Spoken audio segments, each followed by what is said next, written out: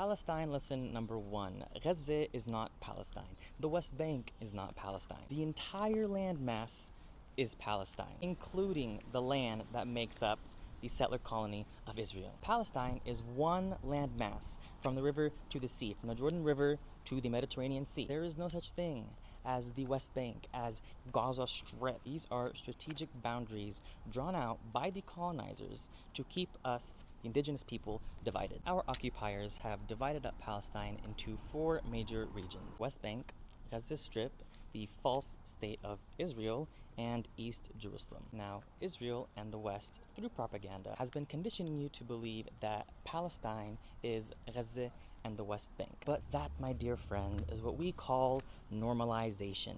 The normalization of the terrorist state of Israel. Because, as I said, the entire land is Palestine, but it's being occupied and colonized by Western Europeans. Therefore, when we say free Palestine, we're not referring to freeing Gaza and the West Bank.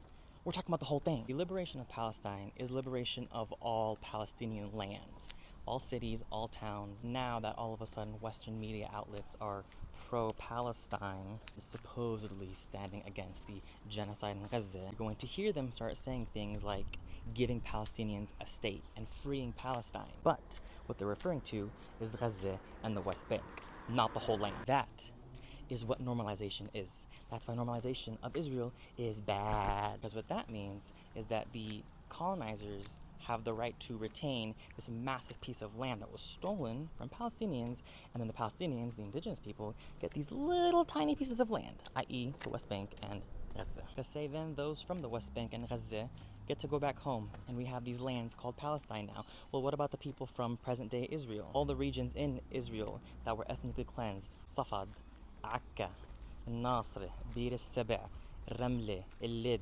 Tabariya, Bisan, Tul Karam, all these regions, based on their logic and their propaganda, the Palestinians from those regions don't get to go home. But the ones in Gaza and West Bank do? Nope. And that is the premise of the statement. From the river to the sea, Palestine will be free. Not just Gaza and the West Bank. Because inshallah, with the will of Allah, we will all get to return home one day. Ya Rab.